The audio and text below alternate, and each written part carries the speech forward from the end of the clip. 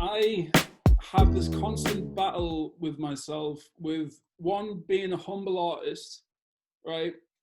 And two, being like, maybe giving myself a kick up the arse and be like, how it, man, like, you're actually like really good, you know, like. Yeah. There's a And then fine some balance. days I'll be like, you're amazing. Like I just have to tell myself I'm Yeah, amazing yeah, and I'm a great writer and I yeah. can rap and all this and whatever I can write and, you know, um, There's a very but fine line, by the way, between finding that line of I'm amazing very, and I'm the very worst. fine line, Yeah. very fine line. And, but one thing I believe I have been is I've always been authentic to myself. You know, I've always, like, I haven't came out here and done like a, you know, release rap songs, even drive by and stuff, had a little bit of substance behind it. You know, Uh-huh. I've never been like, you know, I've never tried to be like rude or anything like that. You know No, what I well, mean? why would you be? That's not who you are. Well, I'm not. Yeah, exactly. I'm more like country road. You know what I mean? Yeah. Or like, or maybe like cycle path. Cycle Replacement path bus man. service. But what I'm trying to say is I've always been authentic to myself as, you know, as a human being and as an artist. Um, but I think at the same time, you have to humble yourself. You know, there's times when I've believed my own hype. Uh-huh. You know, and that comes from like even just like this false. It might not be. I might use the wrong word there, but like for example, with the mixtape, right? I sent you the mixtape, didn't I? Uh-huh. A Like while ago, though. ages ago. Yeah. And you were like, I love it, everything's great. Uh-huh. That made me feel really good. I sent it to Iconic. He sat down with me on the phone for like 2 hours and he went through every track. Jeez. 90 Bro, Claymore, Abby Nicks. We sat and spoke for like 3 hours about it, and it just I came off the back of that just feeling amazing, right? I was Uh-huh. like, you know, because I respect all you guys so much, and you know, I just wanted to know what you thought, and but then there's times when I would sit down because I've listened to my mixtape so many times, like I would probably hit 1,000 streams off the back of me, right? Yeah. But No, but also, I just sorry to interrupt. I just want to say it's important to be your own biggest fan as well, though.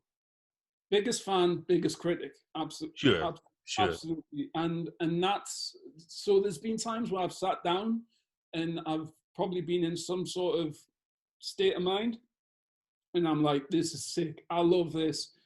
This sounds great. I'm ready to put this out." And then there's other times where I've sat down, and I'm like, "Oh my God, what am I thinking about putting this Sure. out?" You Yeah. know, maybe a little bit anxiety. Like Uh-huh. are people going to take me seriously? Am I really a rapper? You Right. know, like, you know, am I this? Am I that? You know, like, who am I? You know what I Yeah. mean? Um, and then it's just a case of just do it and Uh-huh. you know, to just take that plunge and do it. And you know, it's almost like this sort of you can be on top of the world at one day and then it just takes something, you know, like you believe you're like the next artist. I've sat down before, I've watched amazing rappers, and I've been like, I can write that, I can do that. Yeah, I'm sure. probably on the same par, if not better than Eminem. Yeah. Right? There's been stupid days in my head where I've just been that much like just bigging myself up that I was Yeah. like, maybe not Eminem, but like, you know, I know what you mean. Well, this is it. This is a funny point though, because this is what music is, isn't it? Everybody's different from everybody else. I remember watching an interview. So the Red Hot Chili Peppers are my favorite band, right, in the whole yeah. entire world ever. Mm-hmm. And their guitarist, he's just came back to the band, John Frusciante. Mm-hmm. His music changed my life. I only listened to rap All music the on. solo stuff. Yes.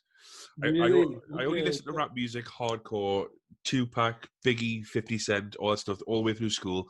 I heard Red Hot Chili Peppers like, oh, these are pretty funky, like the bass lines, and then Anthony Kiedis to do a bit of rapping. I'm like, oh, it's pretty interesting. Mhm. Did a little bit of research. John Frusciante, the guitarist, okay, check it out. And it's like soft guitar music, long instrumentals. I was like, what is this? This is crazy. Anyways, it's a long story short. He did a really long form interview. It's about 45 minutes. When he asked him one question, and he just goes on and on and on. Mhm. And he says, because I think the important thing with John Frusciante's playing is a lot of it's really simple to the point where he plays like one or two notes in a verse of a guitar bit. Then he'll do a song like Snow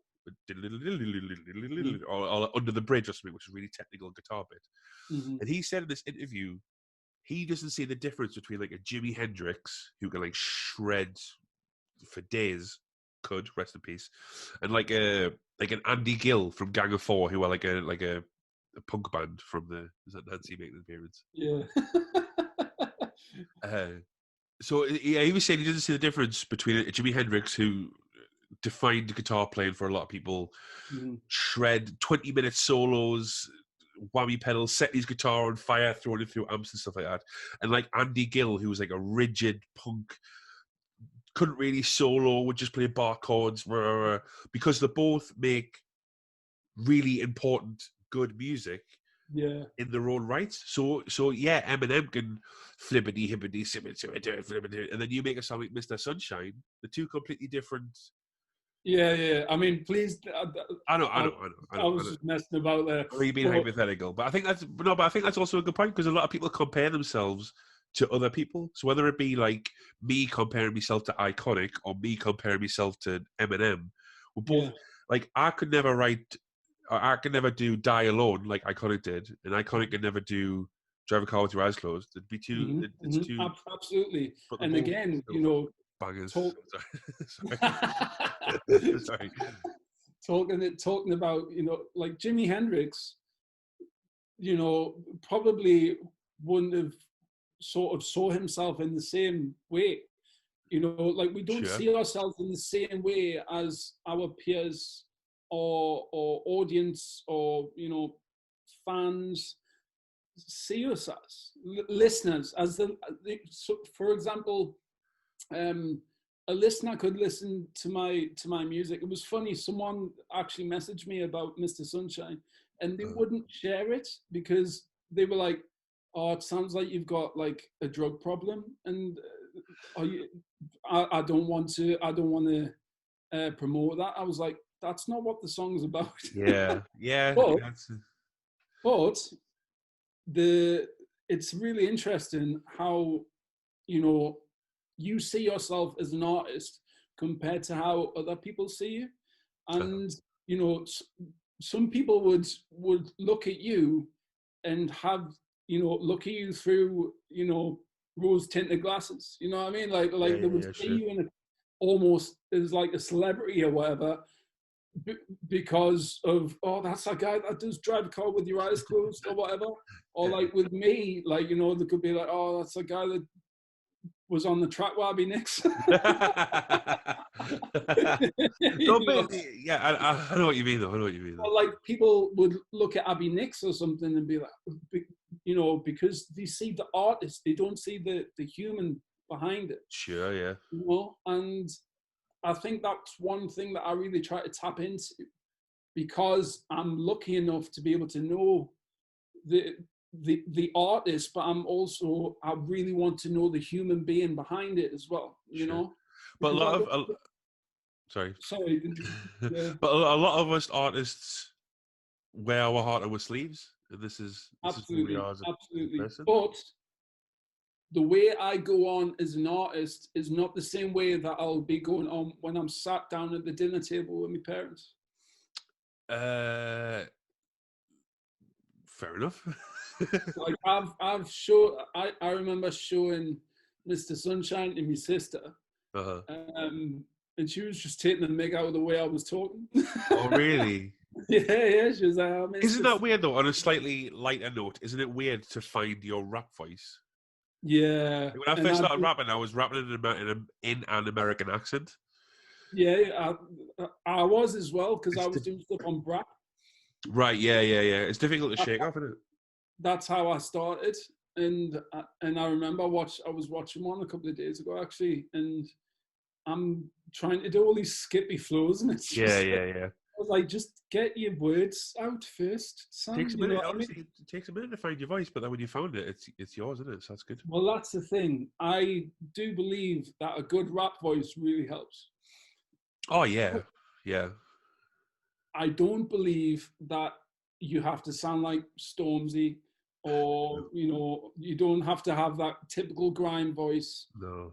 and or you don't have to be American or anything like that. When trends come around, so like grime and drill and stuff is popular now, which is Mm. cool. It's fine. Trends Drill come still and go. popular? Sorry? Is drill still a thing? Yeah. I thought they just got really annoyed because everyone started wearing masks, and then they were like, "Oh well, we're going to have to change it now." Was that a bad joke? Was that set up for a Yeah, bad it's joke? really Okay. bad on. Moving swiftly on. Um, Uh, no.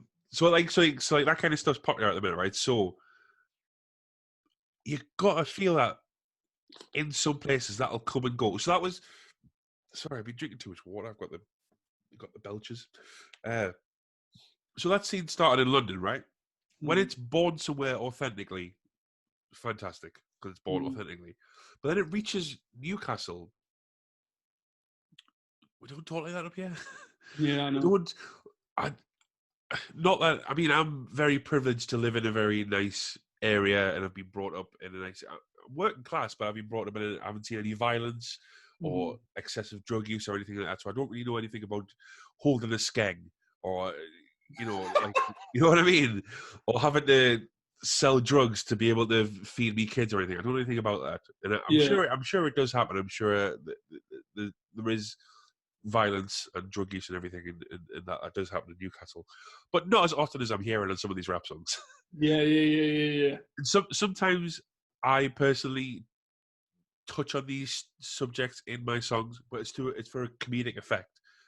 When I rap as Jack Fox, I'm a cartoon character because I'm saying stuff that's so ridiculous that it has to be funny. Because that's my placehold in the scene. I think you get if you go to any Rising open mic, you get 10 guys before me who are pouring the heart out or saying "man's on road" and I'm going to leg man down in the whip. And you've got me in the middle talking about how I've got massive balls but a tiny cock. And then the other side of it is you've got Iconic doing a 40-minute grime set, gun fingers, raise the roof and all that stuff, right? So Yeah. that's what I'm talking about. But you see, and all these grime videos get mad views. I know. They all look exactly the same, and they're all talking. And I don't know. I turned 31 this year. I don't know if I'm too old. I can't understand what you're saying. It's not a mumble rap thing because I get mumble rap because you just press record and you do it in one take and it sounds lit. Whatever.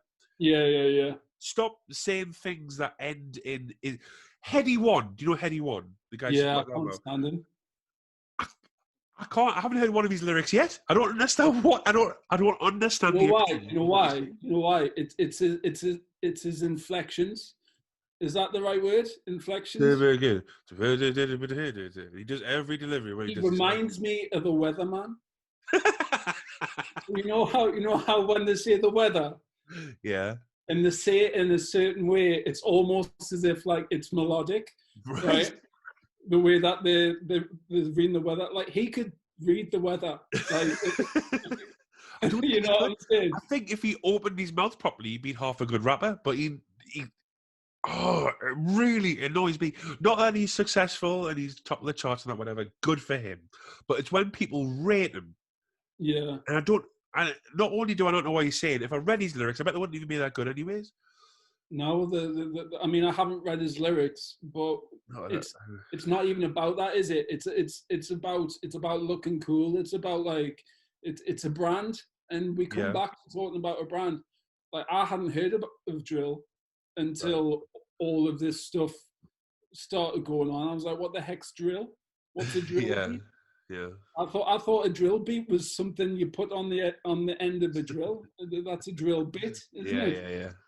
That wasn't even a joke. Like, I'm legit. Like, that's what I thought it Well, was. no, but that's surprising though, because new trends and stuff come around all the time. That's one of the positives, I think, of being in 2020, where people have access to everything. Is new things come out all the time, and people are making new Yeah, stuff. absolutely. But I do think it's just more about just how easily it is to influence people. Well, that's what we were saying before. Like, different levels, but like the hive mind stuff, if you talk about it for enough and push it in front of people's faces enough, when it does finally come, like Heady One had a huge promo run. He had statues of himself in places around the country. He Yeah, had everybody, every other artist. He had Drake posting his mhm. album on Instagram and stuff like that. Exactly, He doesn't come any bigger exactly. than 70 million followers or whatever on Instagram. Exactly, and again, I think you've got to be smart with it as well. You've got to have the right people around you. Again, it comes back to the team. You know, it comes back to your team. You know, if you have, um, you know, you could have 1 year where you're releasing all this music. For example, you release, you know, an EP every month, you know, in a year, and as I don't think you had as many people around you as you have now. You know what I Well, mean? no, well, I did that on purpose because I wasn't sort of getting noticed. So I thought if I just do an EP a month, people will have to notice us eventually. Exactly, exactly. But that's the thing. It's about having the right people that are Yeah. drawn to you because they see the hard work that you put in. Yeah. They start to believe in your vision, in your Uh-huh. journey, you know, and they start to believe in your belief in yourself almost, you know. Well, Like, I hope. I've put songs out before, like for example, I put Fly out, Uh-huh. and I don't really like that song, you know, like I don't like that song now. I liked it back then, Right, but right, yeah. you couldn't, like, you would, I listen to the song now and I don't hear the same passion in it as what I hear in Mr. Sunshine, you know. Right. And But why do you think that is though? well, I think it's just I had more belief in myself as an artist, you Uh-huh. know, as a rapper. Um, you know, I wrote that song "Fly" and it was just so generic. It was just so basic. But then what made you write and release it in the first place? Because I was introducing myself Right. as an artist again. Uh-huh. Before that, in terms of original music, I can't even remember I was doing the jazz thing. Right. I released a song called Night and Day, and I sounded like Dean Martin, you Right. know, like, and I thought I'd go down this jazz route, and I just never understood who I was as an artist Uh-huh. until I started putting events on, and then it was really the rapping, you know, seeing these rappers and stuff like that. That's I realized that I could say so much in a short space of time. Yeah, yeah, yeah. And also when you speak with your own voice, it feels more real, you know. Sure. I remember the very first time I rapped, and it was Offbeat, featuring on Scranibus Just Breathe, Uh-huh. where I done that verse. Were you there? I think you might I have think been so, there. yeah. Was it not his EP launch? No, no, no, no. It was it was the month before, and then Right, he had a DP launch, and then right. I got up again.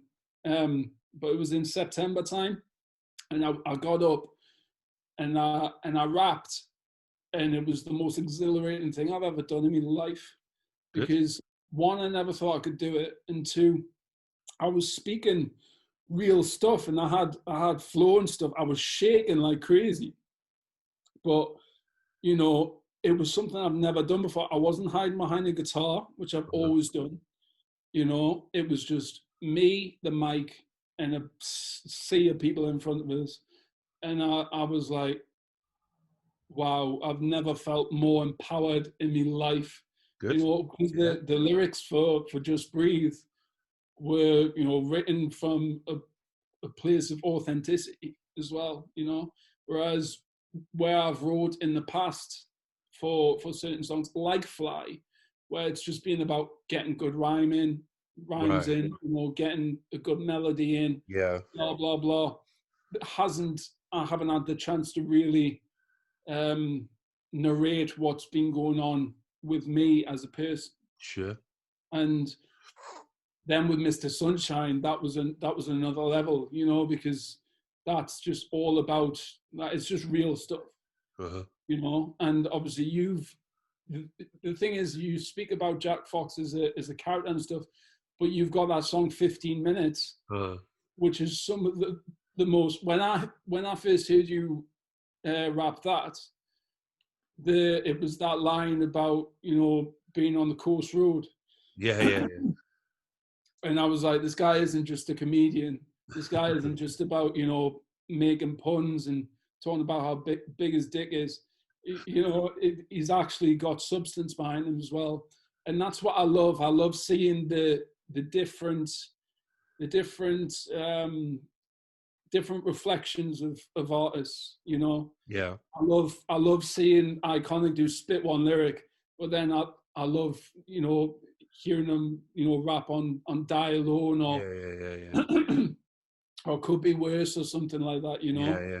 One thing I hate with an artist is artists without substance, the ones that are just trying to live up to a brand in terms of they see something working, so they just jump on the back of it, right? And that's it, you know. Well, I think that's a good point actually, and I think that like the artist you named there, Iconic's a good example, because if you look at the scene in general, the big hitters in the scene, who out of all them is just dropping singles, and who out of all them has done an album of consistent work?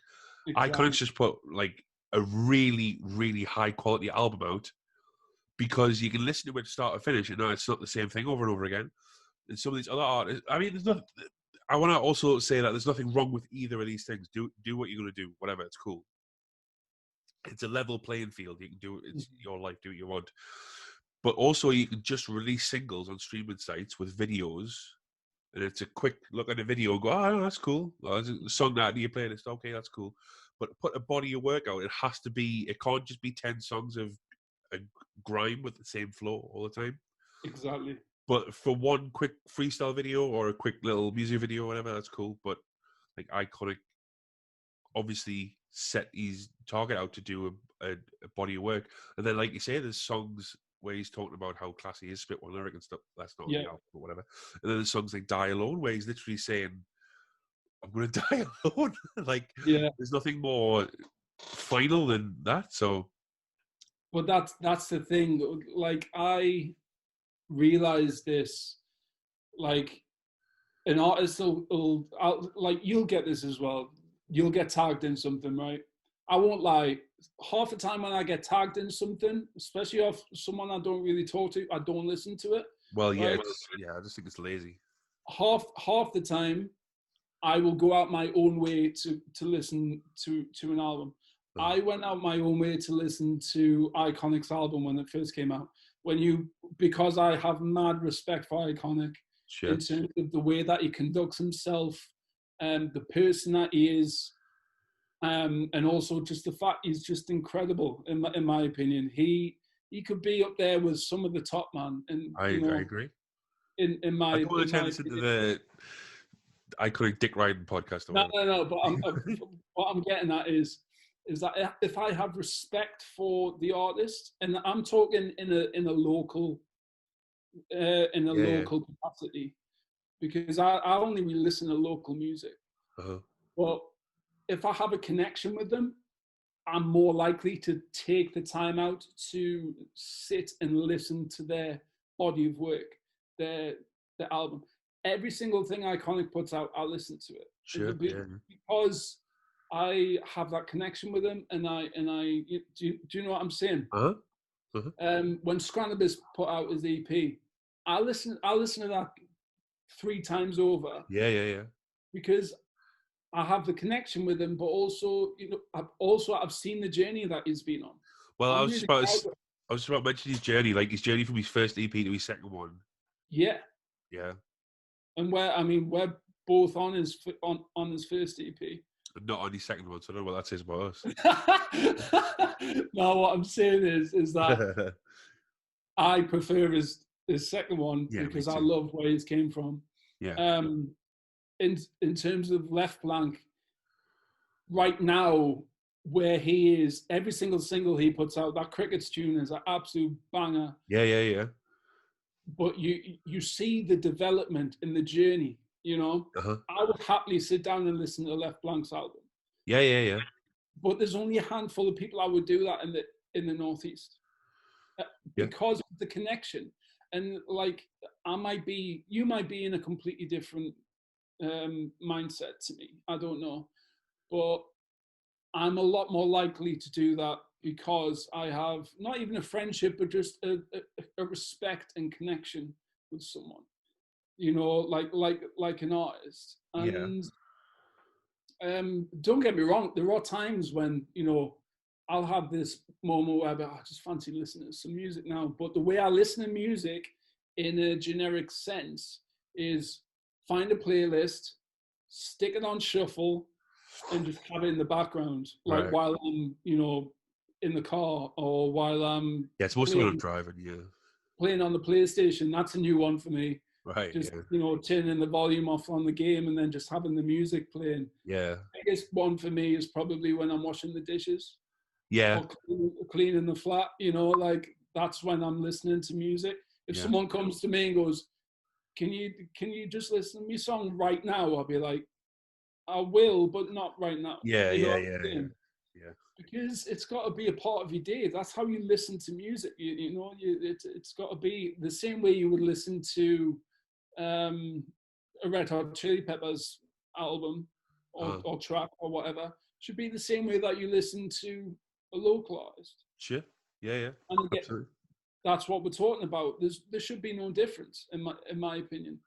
I agree. I don't want to have separate ears for listening to a well-established artist. Like I could listen to, let's say, Billie Eilish, which I definitely wouldn't, but I really appreciate her as an artist.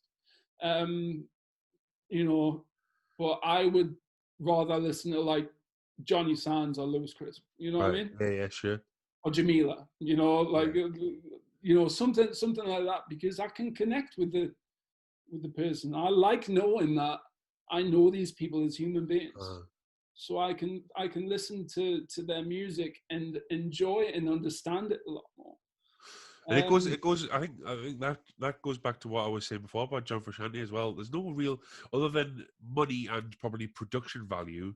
There's not that much difference between a Billie Eilish song and a Johnny Sands song. They're both. Yeah. I mean, I personally don't really like Billie Eilish's music, but obviously she's a talented artist and it's a unique kind of music, whatever. They're both really great singers, great songwriters. Mm-hmm. So Johnny Sands might be making a song in his bedroom and be mixed online by someone, and Billie Eilish is in $1 million studio or whatever. But there's no difference But she between. didn't start in her bedroom. Yeah, well, good for her.